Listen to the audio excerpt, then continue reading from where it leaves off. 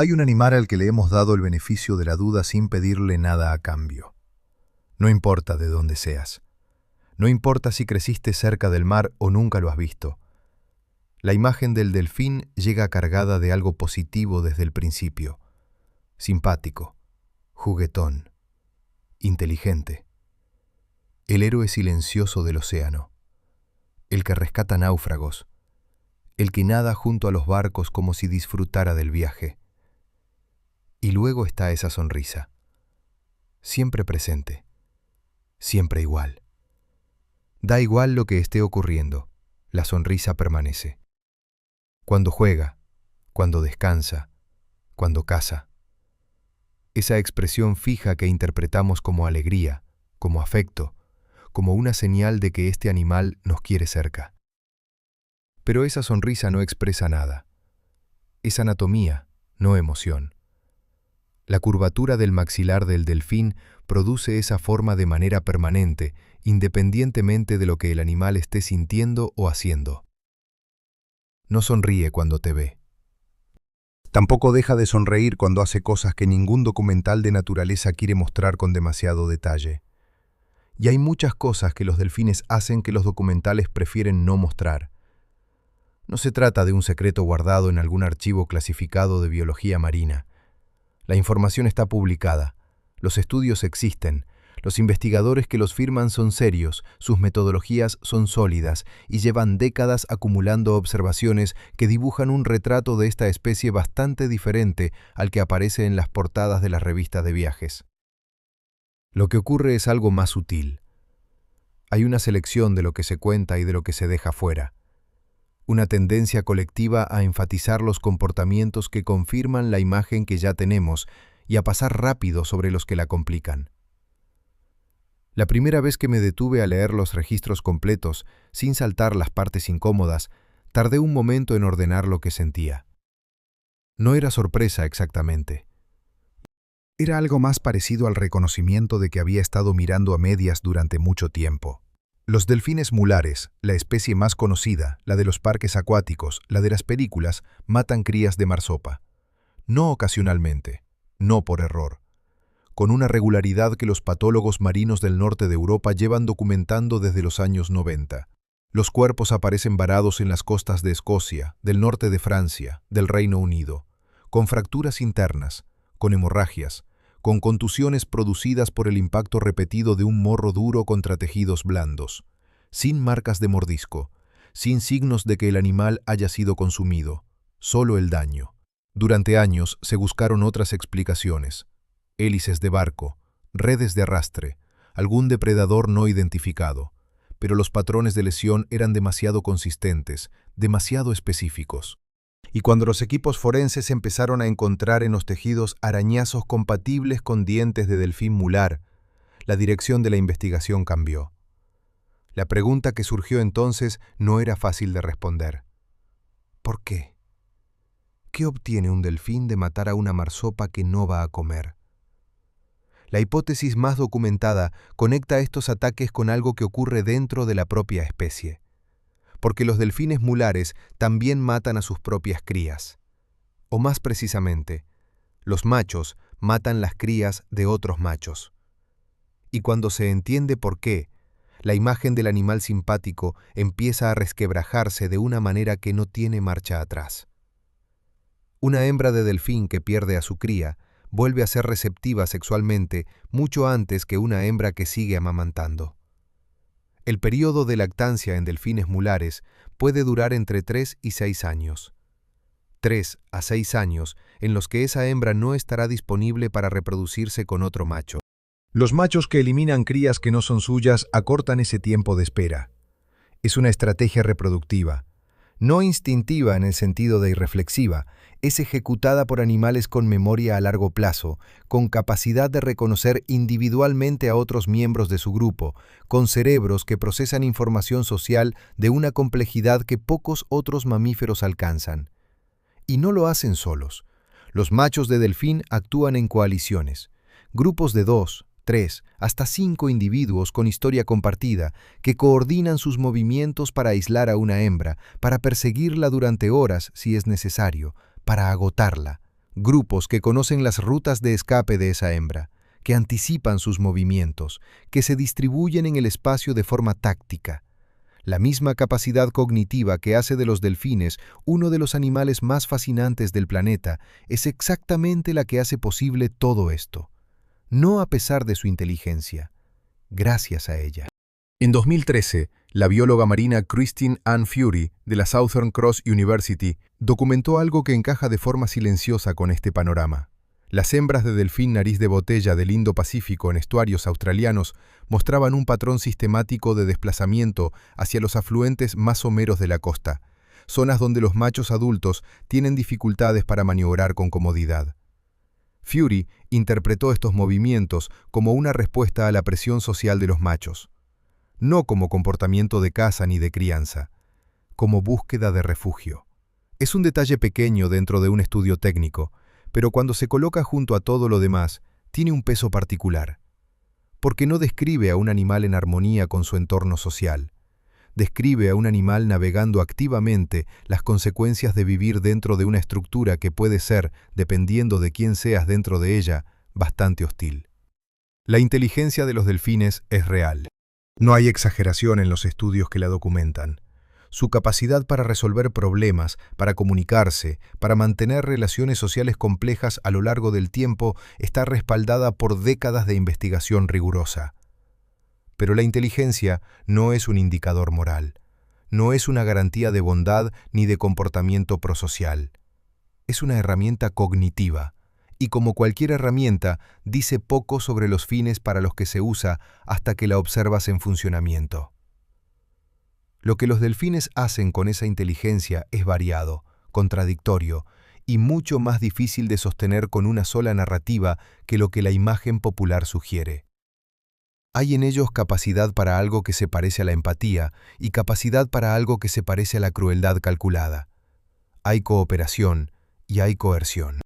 Hay comportamientos que nos conmueven y comportamientos que, si los mismos datos aparecieran descritos sobre otra especie menos carismática, probablemente nos producirían una reacción bastante diferente. Esa asimetría en cómo recibimos la información dependiendo de qué animal la protagoniza es, quizás, uno de los aspectos más reveladores de todo esto. No sobre los delfines, sobre nosotros. Y es solo el principio de lo que hay que contar. Volvamos al agua, pero esta vez sin la música de fondo. Hay algo que ocurre en el Océano Atlántico, frente a las costas de Florida y en el Golfo de México, que los investigadores tardaron tiempo en tomarse en serio porque simplemente no encajaba con la narrativa establecida. Los delfines mulares atacan tiburones. No huyen de ellos. Los atacan. Los acosan. Los matan. Eso, por sí solo, podría parecer impresionante. Una muestra de valentía animal, de inteligencia táctica. Y en parte lo es. Pero el detalle que cambia todo es este. No los comen. Matan tiburones nodriza, tiburones pequeños de fondo, incluso algunas especies de tamaño considerable, y los dejan. No hay consumo. No hay aprovechamiento del recurso. Los biólogos que han observado estos episodios describen algo que se parece más al entrenamiento que a la caza. Grupos de delfines jóvenes, guiados por adultos, practicando sobre tiburones vivos, usando sus morros como arietes, golpeando los órganos internos del tiburón a través del costado. Una técnica concreta, eficaz, que se transmite dentro del grupo. Lo que esto implica es significativo. Los delfines enseñan. No solo aprenden por imitación pasiva. Hay individuos que parecen guiar a otros hacia situaciones de práctica. Hay transmisión cultural activa de habilidades violentas. Y si eso te parece fascinante, espera. Porque esa misma capacidad de transmisión cultural, esa misma estructura de aprendizaje social, es la que ha producido algo que ningún otro animal no humano hace de forma documentada y sistemática: el uso de herramientas para la caza coordinada. Y en el caso de los delfines, esas herramientas a veces son otros animales. En la bahía Shark, las mismas hembras que Fury estudió escapando hacia aguas poco profundas han sido observadas haciendo algo extraordinario durante la caza. Algunas de ellas llevan esponjas marinas sobre el morro mientras rastrean el fondo. Las esponjas actúan como protección mientras hurgan entre las rocas buscando peces que se esconden en el sustrato. Es uno de los pocos ejemplos documentados de uso de herramientas en cetáceos salvajes. Pero lo más llamativo no es la herramienta en sí. Es que este comportamiento no está distribuido de forma uniforme en la población. Lo practican casi exclusivamente las hembras, y se transmite de madres a hijas, no a hijos. Una línea matrilineal de conocimiento técnico que lleva generaciones transmitiéndose dentro del mismo grupo familiar. Piénsalo un momento. Una habilidad específica, aprendida, transmitida selectivamente dentro de un linaje. Eso no es instinto. Es algo que se parece mucho a lo que los antropólogos llaman cultura material. Y si los delfines tienen cultura, si tienen tradiciones, si tienen conocimientos que se transmiten socialmente y que varían de un grupo a otro, entonces también tienen algo más. Tienen la capacidad de perder esa cultura, de que desaparezca si el grupo se rompe, si los individuos que la portan mueren antes de transmitirla. Los delfines son vulnerables no solo biológicamente, sino culturalmente. Eso cambia la forma en que deberíamos pensar en su conservación. No como la protección de una especie genética, sino como la protección de poblaciones específicas con historias específicas, con saberes específicos, con identidades, en cierto sentido, que no son intercambiables. Hay un experimento que se hizo con delfines en cautividad que los investigadores citan con frecuencia cuando quieren demostrar la complejidad cognitiva de la especie. Se llama el test del espejo, y los delfines lo pasan. Cuando se coloca una marca en el cuerpo de un delfín y se le presenta un espejo, el animal examina la marca. No ataca al reflejo como si fuera otro individuo. No lo ignora. Lo usa para inspeccionarse a sí mismo. Eso indica autoconciencia. Reconocimiento de que la imagen del espejo es una representación de uno mismo. Los humanos lo hacen. Los grandes simios lo hacen. Los elefantes lo hacen. Los cuervos, bajo ciertas condiciones, también. Es una lista corta. Pero el test del espejo no es lo más inquietante. Lo más inquietante es lo que ocurre cuando los investigadores estudian cómo los delfines engañan. En experimentos con delfines entrenados para señalar la ubicación de objetos, algunos individuos desarrollaron espontáneamente estrategias para desorientar a los entrenadores humanos. Señalaban en direcciones incorrectas cuando creían que podían beneficiarse de ello. Ocultaban información. Manipulaban las expectativas de quienes los observaban. El engaño deliberado, no el camuflaje instintivo, no la huida reactiva, sino la manipulación activa de las creencias de otro individuo para obtener una ventaja, es uno de los indicadores más sólidos de lo que los científicos llaman teoría de la mente. La capacidad de modelar internamente lo que otro ser está pensando, de anticipar sus creencias, de actuar sobre esas creencias de forma estratégica. Los delfines lo hacen. Y cuando un animal tiene teoría de la mente, todo lo que hace adquiere una capa adicional de significado. Los ataques coordinados que describimos antes no son solo comportamiento social complejo. Son el resultado de individuos que pueden anticipar las acciones de sus aliados, modelar las respuestas de sus víctimas y ajustar su comportamiento en consecuencia. La inteligencia de los delfines no es una curiosidad simpática, es un sistema cognitivo completo, con todo lo que eso implica. Hay una cosa que los delfines hacen constantemente y que todavía no sabemos descifrar del todo. Se comunican. No en el sentido vago en que se dice que los animales se comunican.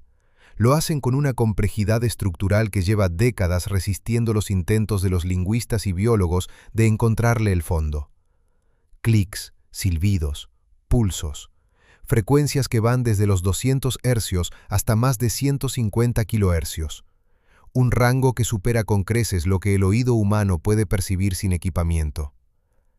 Cada delfín tiene lo que los investigadores llaman un silbido de firma, un sonido único desarrollado durante los primeros meses de vida que funciona como nombre propio. Los individuos lo usan para identificarse. Las madres lo aprenden antes de que sus crías lo desarrollen completamente, como si estuvieran escuchando un borrador y aprendiendo a reconocerlo. Los delfines responden cuando escuchan su propio silbido reproducido.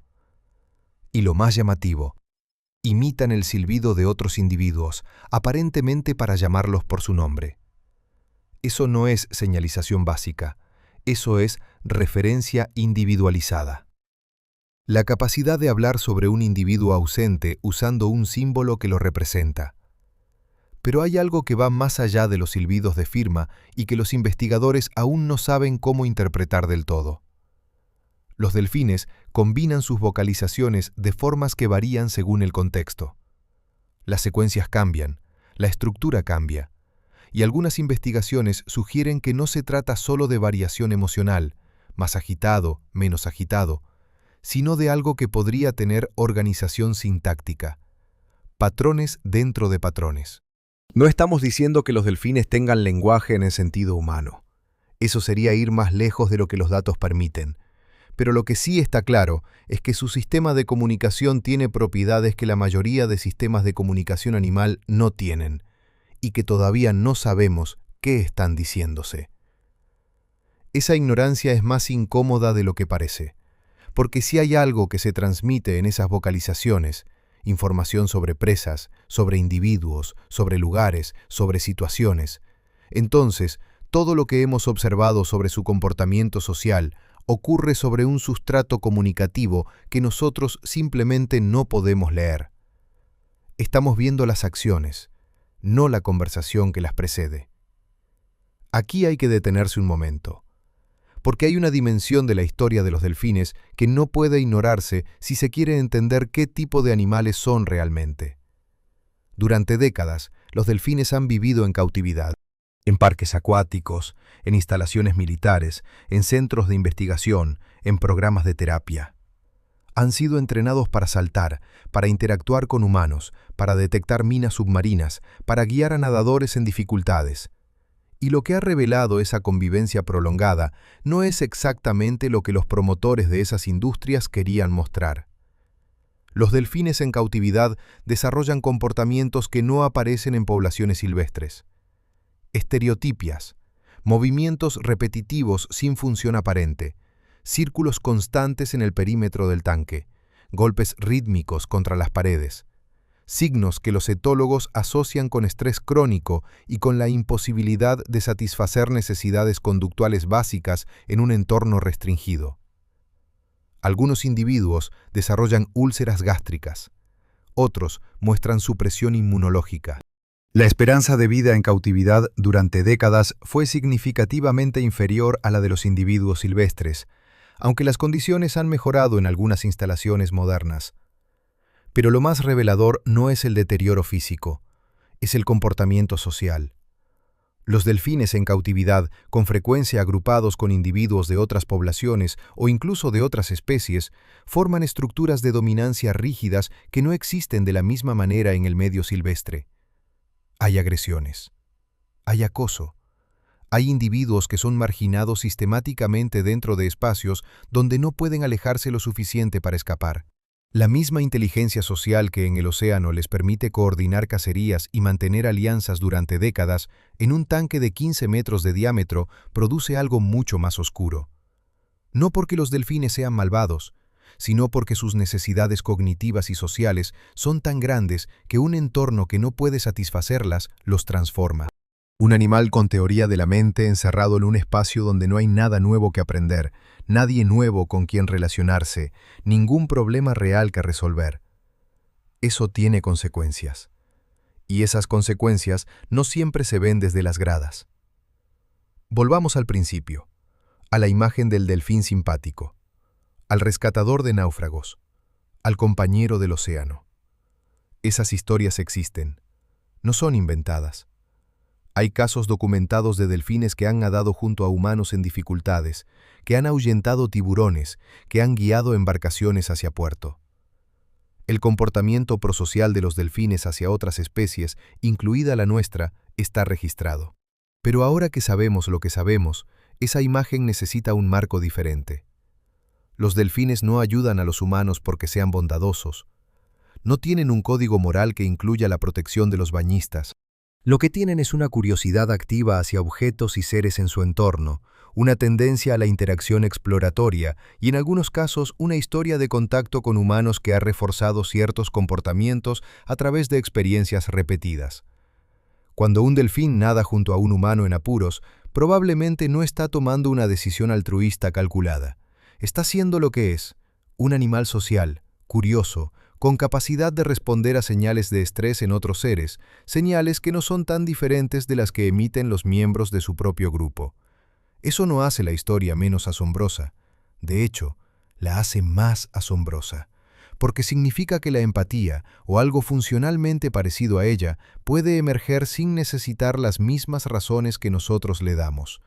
Pero también significa que esa empatía tiene límites que no controlamos, que no siempre está presente.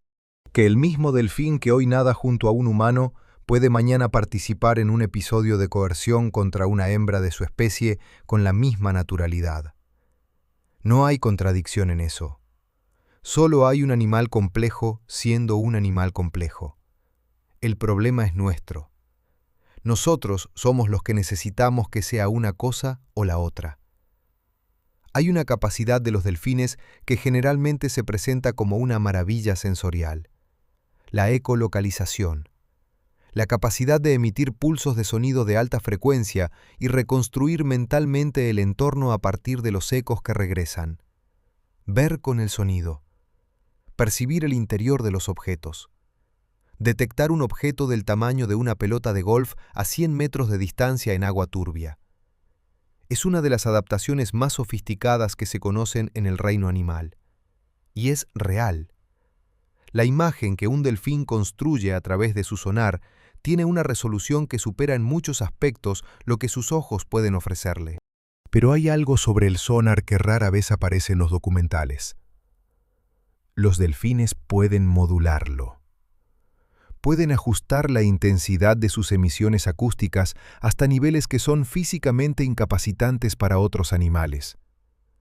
Se han registrado casos de delfines usando pulsos de alta intensidad para aturdir presas antes de cazarlas. El pez no huye porque no puede. Está desorientado, paralizado momentáneamente por una descarga acústica que el delfín controla con precisión. Es caza. Pero es caza con un arma que no se ve, que no deja marca, que opera en una frecuencia que el ojo humano no puede rastrear desde la superficie. Y hay algo más. Existen registros de interacciones entre delfines en conflicto donde se han detectado emisiones acústicas de alta intensidad dirigidas entre individuos, no hacia presas, entre ellos. El sonar, en esos contextos, no es un sistema de navegación, es una herramienta de intimidación, o algo peor. No sabemos exactamente hasta dónde llega esto. La investigación sobre el uso ofensivo del sonar en contextos sociales es todavía fragmentaria, pero lo que hay es suficiente para que la imagen del delfín como ser armado solo con su inteligencia y su simpatía empiece a verse de otra manera. Hay una tendencia, cuando se habla de animales inteligentes, a proyectar sobre ellos estructuras sociales que nos resultan cómodas. Los delfines viven en grupos. Los grupos tienen historia. Los individuos se conocen. Eso suena familiar. Suena casi humano. Pero la estructura social de los delfines mulares no es una comunidad de iguales navegando juntos hacia el horizonte. Es una jerarquía. Fluida en algunos aspectos, pero jerarquía al fin. Y dentro de esa jerarquía hay individuos que acumulan ventajas y hay individuos que las pierden. Hay carreras sociales. Hay ascensos y caídas.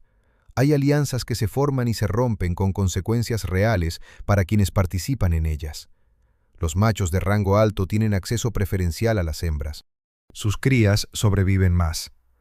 Su posición dentro de la coalición les otorga protección frente a otros grupos, y esa posición no se hereda, se construye, se mantiene, se defiende. Lo que esto significa, en términos concretos, es que los delfines viven bajo una presión social constante que no desaparece nunca. No hay momentos fuera de la estructura. No hay días libres de la política del grupo. Cada interacción tiene un peso. Cada vocalización, cada posición en el espacio, cada decisión de acercarse o alejarse de otro individuo ocurre dentro de un sistema de relaciones que tiene memoria. Los investigadores de Shark Bay han seguido a algunos individuos durante más de 30 años.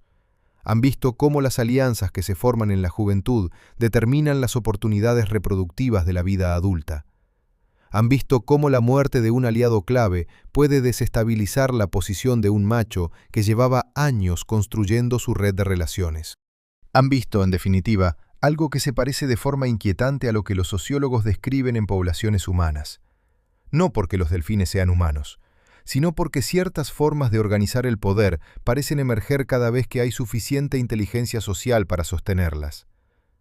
Hay una dimensión de todo esto que no puede quedarse fuera, una que cambia el tono de lo que hemos contado. Los delfines, con toda su complejidad, con toda su inteligencia, con sus coaliciones y su cultura y su sonar y su política interna, están perdiendo espacio en el océano. No de forma dramática y visible, como cuando un glaciar se parte en dos, de forma silenciosa, gradual, casi administrativa. El ruido submarino ha aumentado de forma sostenida desde mediados del siglo XX. Motores de barcos, sonar militar, prospecciones sísmicas para la búsqueda de petróleo y gas, frecuencias que se superponen con las que los delfines usan para comunicarse, para cazar, para orientarse. Hay poblaciones enteras que han modificado sus patrones de vocalización en respuesta a ese ruido de fondo, que han tenido que subir el volumen, por así decirlo, para hacerse oír dentro de su propio grupo. Lo que eso implica para animales cuya vida social entera descansa sobre la comunicación acústica es difícil de cuantificar. Pero los investigadores que trabajan con poblaciones expuestas a altos niveles de ruido antropogénico documentan tasas de estrés más altas, comportamientos de cohesión social alterados y, en algunos casos, fragmentación de grupos que en condiciones normales se mantendrían unidos. La contaminación química es otro factor. Los delfines están en la cima de su cadena trófica. Todo lo que se acumula en los tejidos de sus presas se acumula también en ellos, amplificado.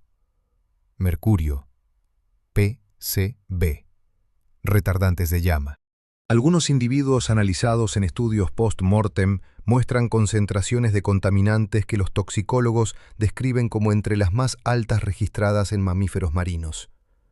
Y luego están las redes de pesca, las colisiones con embarcaciones, la reducción de presas por sobrepesca, la degradación de los ecosistemas costeros donde algunas poblaciones pasan la mayor parte de su vida. Todo esto junto no produce una extinción inmediata y fácil de fotografiar. Produce algo más difuso, más lento, poblaciones más pequeñas, individuos más estresados, grupos con menos historia compartida, porque los individuos viejos, los que portan el conocimiento acumulado, mueren antes o se dispersan. La cultura que mencionamos antes, las tradiciones de caza, los silbidos de firma, las rutas de navegación aprendidas, necesita tiempo y estabilidad para transmitirse. Un grupo diezmado no tiene las condiciones para mantener esa transmisión. Lo que se pierde no es solo un animal. Es una forma de ser ese animal. Una versión de esa especie que tardó generaciones en construirse y que puede desaparecer en una sola. Hay algo que me ha quedado dando vueltas desde que empecé a profundizar en todo esto. No es un dato. Es una sensación que produce acumular estos datos. Los delfines son animales que usamos. Los usamos como símbolo de alegría, de libertad, de naturaleza benevolente. Los ponemos en logos, en juguetes, en el nombre de equipos deportivos. Los ponemos en tanques para que la gente pague por nadar con ellos. Los entrenamos para detectar explosivos bajo el agua. Los estudiamos para entender la inteligencia no humana. Los citamos cuando queremos demostrar que el océano es mágico. Y todo ese uso descansa sobre una imagen que, como hemos visto, es parcial. No falsa en lo que incluye, sino incompleta en lo que deja fuera. Los delfines no son los ángeles del mar. Tampoco son los monstruos que algunos podrían construir a partir de los comportamientos que hemos descrito. Son algo más difícil de manejar que cualquiera de las dos opciones. Son animales con una vida interior compleja, con relaciones duraderas, con capacidad para el engaño y para algo parecido a la empatía, con comportamientos que nos incomodan y con otros que nos asombran, y con una vulnerabilidad real frente a un mundo que les hemos ido complicando sin preguntarles. La incomodidad que produce saber todo esto no viene de los delfines, viene de nosotros, de la necesidad que tenemos de que los animales inteligentes sean buenos, de que la inteligencia justifique la simpatía, de que el cerebro complejo venga acompañado de valores compatibles con los nuestros. Pero la inteligencia no funciona así, no en la naturaleza, no necesariamente en ningún sitio. Y quizás la pregunta más honesta que podemos hacernos después de todo esto no es qué tipo de animales son los delfines, es qué tipo de observadores somos nosotros. ¿Qué elegimos ver? ¿Qué decidimos no ver?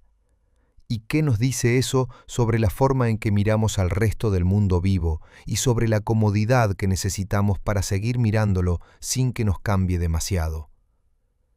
El océano no necesita que lo encontremos simpático para seguir funcionando. Nosotros, en cambio, parece que sí.